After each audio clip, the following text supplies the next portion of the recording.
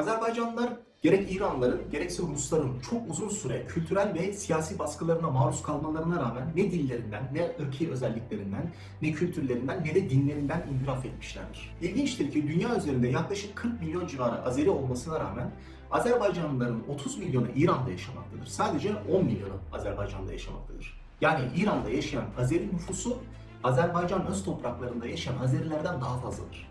Azerbaycanlılarla gerçekten kardeş miyiz? Azerbaycanlılar kolu, dini, ırkı, her şeyle, diliyle dahil olmak üzere Oğuz Türklerindendir aynı bizim gibi. Gerek Azerbaycan Türkçesi gerek Türkiye Türkçesi yani Türkçe birbirine çok büyük yakınlıklar gösterir. Sovyetler Birliği'nin baskı rejimine uzun yıllar maruz kalan Azerbaycanlılar özellikle Stalin döneminde Türk olmadıkları, eski Antropetana krallığının halkı olduğunu fakat Orta Çağ'dan sonra Türklerin gelmesiyle Türk dilini kabul ettiklerini ve Türkleştiklerini dile getirmiştir Stalin.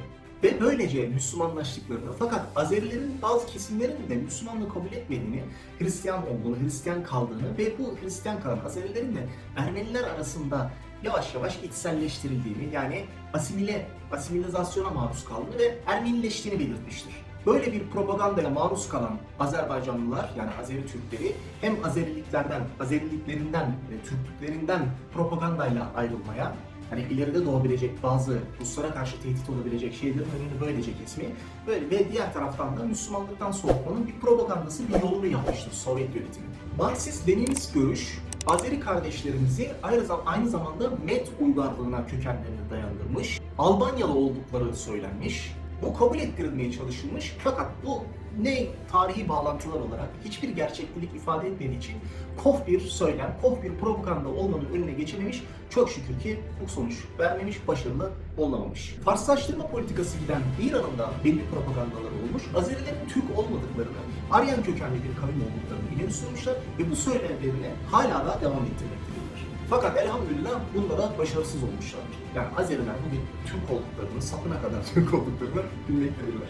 Peki hep bizim dilimizde ve Azeri kardeşlerimizin dilinde olan tek devlet iki millet anlayışı. Ya biz gerçekten kardeş miyiz? Gerçekten zor günde de iyi günde de anca beraber kanca beraberiz.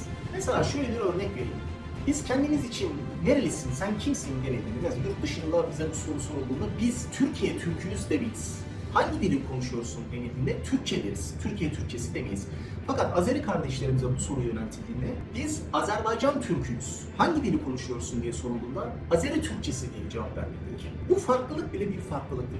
Küçük bir nüans olsa bile bu bile bazı yol ayrımlarının ifadesidir aslında. Kardeşlerimiz olan Azerbaycan halkı neredeyse külliyen Şii mezhebindedir Müslüman. Biz Türkler ise Müslümanlığın Sünni mezhebindeniz ağırlıklı olarak. Bu İki kardeşin arasını bozabilmek için ileride düşmanlarımız tarafından kullanılacak aslında 1000 yıldır ekilen bir nifak tohumudur. Allah muhafaza. Bundan kendimizi korumalıyız ve daha önceden tedbirlerimizi almalıyız. Bu fitne Müslüman alemin içerisine sokulmuş, neredeyse 1000 yıldır duran ve hiçbir şekilde bitmek tükenmek bilmeyen bir nifak tohumudur. İşte birisi aramıza nifak tohumu ekmek istediğinde ilk olarak yani bizi ayırmak istediğinde ilk olarak başvuracağı silah budur. Ve bu fitneyi çözebilmenin bir numaralı anahtarı karşılıklı saygı içerisinde konuşabilmektir. Sevgidir. Tartışabilme yeteneği, diyalog kurabilmektir. Bu konu üzerine konuşabilmektir. İşte bir gün birleşmeye, bir gün beraber güçlüce hareket etmeye karar verdiğinizde ya Sovyetler yani Ruslar ya başka uygarlıklar bizi birbirimizden ayırmak isteyenler bu 1000 yıllık fitneyi kullanacaktır. İşte o dönemde göstereceğimiz reaksiyon gerçekten kardeş olup olmadığımızı ortaya çıkartacaktır. İleride güçlenme politikalarımız olursa bu fitne tohumu aramızda muhakkak dış güçler tarafından ekilecektir. Bu şu ana kadar hiç konuşulmamış, tartışması dahi yapılmamış bir konudur. Azeri kardeşlerimizle aramıza sokulabilecek bir fitne daha Boraltan Köprüsü faciasıdır. Ya siz böyle diyorsunuz ama Türkler size böyle yaptı diye Boraltan faciasını anlatabilir. Birçok insan Boraltan Köprüsü'nün ne olduğunu, orada ne gibi bir ayıp yapmışız Azeri kardeşlerimize bilmez. O fitne günü gelmeden de bunları konuşmakta fayda var diye düşünüyorum. Boraltan Köprüsü olayı Almanlar Rusya'yı işgale kalkıştığında 1. Dünya Savaşı sırasında Almanların yenik düşeceği ve savaştan mağlup ayrılacağı anlaşıldığında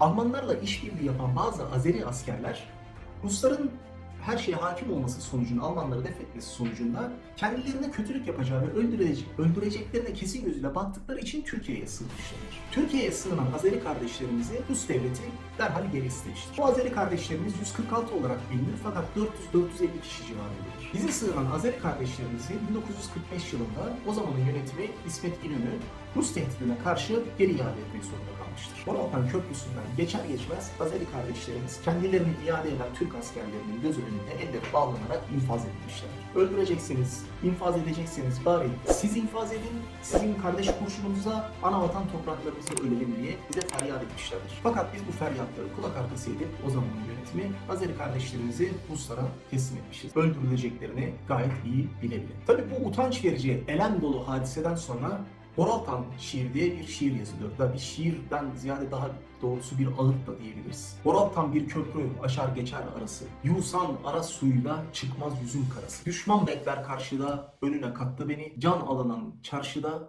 kardeşim sattı beni. Şimdi ne diyeceğiz bir Azeri kardeşimiz bize bu dizileri okuduğunda? Diyecek hiçbir şeyimiz yok. İşte biz bu barışı şimdiden sağlamalıyız.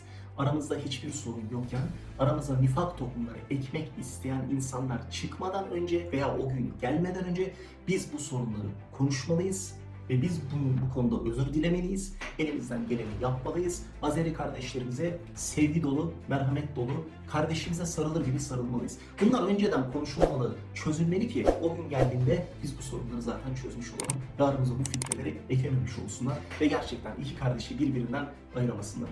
Allah onlara bu nifak tohumlarını ekmelerine izin vermesin inşallah. Amin. Allah bizi aramıza sokulabilecek fitnelerden, nifak tohumlardan, tüm şerlerden muhafaza eylesin inşallah. Amin. Umarım videoyu beğenmişsinizdir, faydalı olabilmişimdir, bir şeyleri hatırlatabilmişimdir. Video çekmeye devam edeceğiz her konuda. Daha önce de söylediğim gibi. Umarım sizler de izlemeye, beğenmeye devam edersiniz. Bir sonraki videoda görüşmek üzere. Allah'a emanet olun.